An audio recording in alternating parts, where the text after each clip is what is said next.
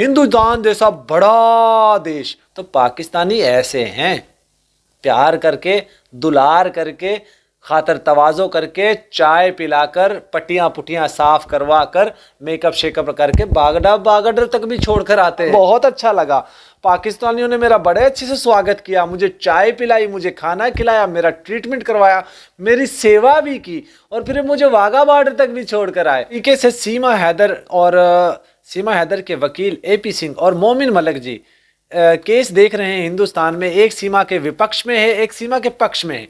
इसी तरीके से अब बादल के लिए भी दो पार्टियां बन गई हैं पाकिस्तान के अंदर, एक बादल के पक्ष में है, एक विपक्ष में है। बड़ी ज़बरदस्त किस्म की बहस और तकरार होने वाली है, लीगल फाइट्स होने वाली हैं।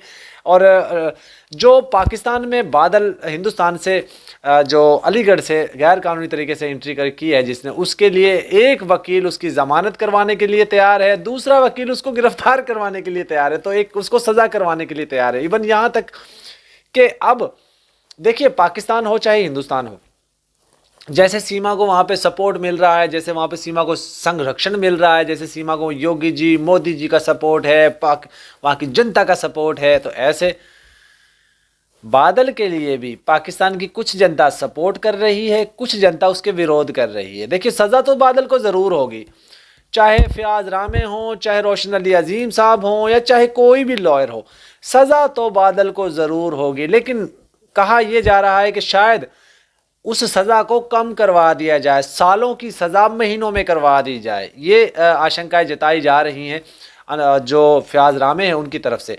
कल हमने लाइव की थी फयाज रामे को लेकर, और फयाज रामे ने जो रोशन अली अजीम साहब है, जो उनका स्टेटमेंट आया था कि इसको कोई नहीं रोक सकता, मैं इसके खिलाफ सज़ा दिलवाऊंगा, मैं इसको जेल पहुंचाऊंगा, और मैं सना रानी को जेल पहुंचाऊंगा, मैं उसकी माँ को जेल पहुंचाऊंगा, जो हमारे रोशन अली अजीम साहब ने कहा था, उसका जवाब दिया था फयाज रामे ने। तो देखिए, हमारे लिए तो दोनों काबिल रिस्पेक्ट हैं, दोनों वकला हैं, एक सुप्रीम कोर्ट के वकील हैं, एक हाई कोर्ट के वकील हैं। लेकिन अब जिस तरीके से वो ये एक दूसरे के खिलाफ अपनी मोर्चा खोल दिया है, तो अब ये केस एकदम से जो है वो एक उसमें अजीब सी मराहिल में दाखिल हो चुका है। दूसरी तरफ से सीमा जो वहाँ पे टीवी पे वो न्यूज़ देख देख कर मज़े कर रही होगी कि भाई बादल को दोस्तों, बहुत सारे लोग ये कह रहे हैं, हमारे पास बहुत सारे दोस्त हमारे यूट्यूब पे भी हमारे साथ जुड़ते हैं, कुछ हमारे व्हाट्सएप पे जुड़े हुए हैं, कुछ इंस्टा पे जुड़े हुए हैं, वो लोग ये कहते हैं कि जो बादल को सीमा ने भेजा है, सीमा ने कई दफ़ा बादल के मैसेजेस पढ़े, जब ये वहाँ पे था तो कहता था मैं भी पाकिस्तान जाना चाहता हूँ, तो सीमा ने उनका ऑन ईयर मैसेज पढ़े थे बादल बाबू के, लेकिन सबूत किसी के पास नहीं है। देखिए, सीमा का आना या बादल का इधर आना वो मायने रखता है कि वो किस तरीके से आए। सीमा भी गैर कानूनी तरीके से गई और ये भी गैर कानूनी तरीके से आया। अब देखिए, पाकिस्तान के आइन के मुताबिक आर्टिकल 10 और आर्टिकल 25 1973 का जो आर्टिकल है, उसके हिसाब से अगर हमें तो मोमिन रामे जी ने बताया था, फयाज रामे जी ने, कि वो भी जो फॉरेनर हो या कोई भी बंदा हो उसको इख्तियार देता है कि उसको बगैर किसी वजह के अरेस्ट नहीं कर सकते। अगर उसको अरेस्ट भी करते हैं तो उसको भी कानूनी कार्रवाई करने का पूरा इख्तियार है। अगर इस बात पे हम जाते हैं तो फिर बादल बाबू को वकील करना, वकील उसको और उसके साथ उसकी जो है हियरिंग सुनना, वो भी ज़ाहिर उसके लिए ज़रूरी है। ये मेरा ख्याल है हर कंट्री के अंदर इस तरह के रूल्स होते हैं, लेकिन हिंदुस्तान जैसा बड़ा देश, जो छोटे दिल वाले लोग, जो हमारे माहीगीर पकड़े जाते हैं, उनको 8 महीने की, 10 महीने की, 2 साल की सज़ा होती है, लेकिन जब उनको छोड़ने की बारी आती है तो 5-5 साल लग जाते हैं। अभी कुछ दिन पहले, कुछ महीने पहले वहाँ से कोई 15-20 जो है माहीगीरों को छोड़ा गया था, और वो माहीगीर बता रहे थे कि हमारी बोट ख़राब हो गई थी, तो हमारा राब्ता मुनक़ता हो गया था पाकिस्तानी नेवी के साथ। हमने जब जो नज़दीकी शिप हमने देखा, उनको हमने बुलाया, तो वो हमें हमारी ही हदूद से, हिंदुस्तान की बोट थी, उन्होंने हमें पाकिस्तानी बनकर हमारे साथ बात की, और हमारी ही हदूद के अंदर से हमें वो अपने साथ लेकर चले गए हिंदुस्तान, और वहाँ जाकर हमें जेल में डाल दिया। 8 महीने की हमें सज़ा हुई थी और हमें 2 साल गुजर गए, 2 साल बाद भी नहीं छोड़ा गया, फिर हमारे ऊपर और केसेस डाल दिए गए, और 5 साल बाद वो लोग अपने वतन वापस आए। वाघा बॉर्डर पर उनका इंटरव्यू लिया जा रहा था, वो बता रहे थे ये अपनी कार जो उनके साथ गुजरी है।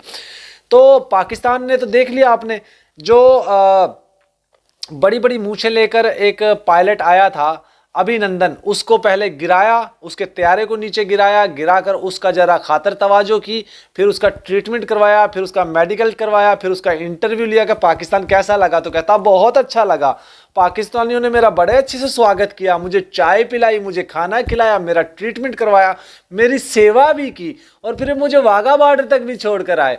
तो पाकिस्तानी ऐसे हैं, प्यार करके, दुलार करके, खातर तवाज़ो करके, चाय पिलाकर, पट्टियाँ पुट्टियाँ साफ करवा कर, मेकअप शेकअप करके बागडर तक भी छोड़कर आते हैं।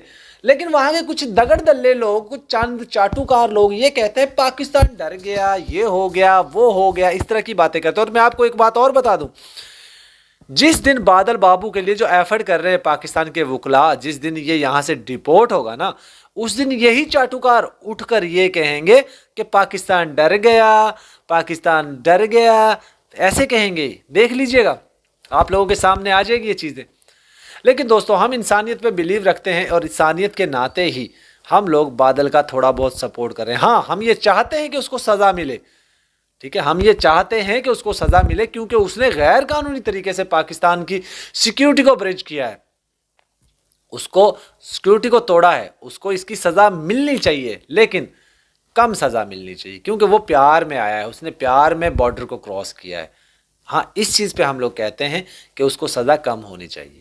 बाकी आवाम जनता जो है वो अपना फैसला भी देती रहती है। अक्सर आप व्लॉग्स में देखते होंगे कि लोग अपनी ओपिनियन दे रहे होते हैं। शहर में लोगों से जब कोई माइक लेकर उनके मुंह में ठूंसता है, कहता है बताओ बादल बाबू प्यार में आ गए, उसके लिए क्या करना चाहिए, तो कुछ लोग कहते हैं उसको वापस भेज देना चाहिए, कुछ लोग कहते हैं उस लड़की को भी सज़ा होनी चाहिए, कुछ लोग अजीब अजीब तरह की बातें करते हैं। तो देखिए, पाकिस्तान हिंदुस्तान में जब कोई गैर कानूनी तरीके से इस तरह की एंट्री होती है, तो वो लोग क्या करते हैं, एक दूसरे को इसी नज़र से देखते हैं, जासूस जासूस जासूस। अब पाकिस्तान हिंदुस्तान दोनों मुल्कों में ये चलता है, और किसी देश में पता नहीं होता है कि नहीं होता। लेकिन एक बात ज़रूर है दोस्तों, हिंदुस्तान जैसा बड़ा देश, जहाँ पे एक कबूतर भी गलती से जाकर गिर जाता है तो उसको भी पकड़ कर पिंजरे में डाल दिया जाता है, और उसके ऊपर महीनों महीनों डिबेट चलती है, प्रोग्राम चलते हैं, पाकिस्तान से जासूस कबूतर आ गया, पाकिस्तान से कोड भेज दिया गया, इसके नाखूनों में देखिए क्या क्या चीज़ लगाकर भेजी गई है, इसके परों के नीचे देखिए यहाँ पे कोड वर्ड लिखा मोबाइल नंबर होता है, उसकी स्टैंप लगी होती है, ताकि वो कोई भी बंदा पकड़े तो उस नंबर पे फ़ोन कर दे, इसलिए वो एक स्टैंप लगा कर रखते हैं, वो उसका नाम नूम एड्रेस सब लिखा होता है उसका। तो वो पकड़ के देखिए इसका कोड नंबर लगा हुआ है, ये क्या सीक्रेट कोड है, महीनों महीनों 2-2 महीने वो डिबेट करते हैं। उसी हिंदुस्तान में अगर गर्म हवाएं पाकिस्तान की तरफ से चली जाएं तो कहते हैं गर्म हवाओं का हमला कर दिया पाकिस्तान में। इसी गर्म हवाओं के होते हुए एक बंदा वहां पर पैदा होता है, लाल सिंह, रुस्तम व्लॉग के नाम से लाल सिंह गुर्जर। ये तस्वीर देखिए इसकी, ये बंदा पैदा होता है उसी गर्म हवाओं के झोंके से, जो पाकिस्तान से गर्म हवाओं का झोंका जाता है हिंदुस्तान की तरफ, तो ये लाल सिंह पैदा होता है। इसके जैसे दगड़ दल्ले पैदा होते हैं। इसने मेरी लाइफ में जुड़कर गालियां देना शुरू कर दी। मैंने इससे कहा कसम खाओ, कि मैं इसको जोड़ नहीं रहा था, मैंने कसम खाओ अपने भगवान की तुम गाली नहीं दो। इसने ऐसे हाथ उठाकर मुझे कसम खाई कि मैं भगवान की कसम खाता हूँ मैं गाली नहीं दूंगा। लेकिन जैसे ही मैंने इसको लाइव में लिया, इसने अपने गटर जैसे मुंह से गंद उगलना शुरू कर दिया। तो दोस्तों, इसके ऊपर लानते धिक्कार भेजते रहिए। आगे भी हम रोजाना की बेस पर इसके ऊपर 2 मिनट की 1 मिनट की लानते धिक्कार भेजा करेंगे। आज की वीडियो को दोस्तों एंड करते हैं। अल्लाह हाफिज।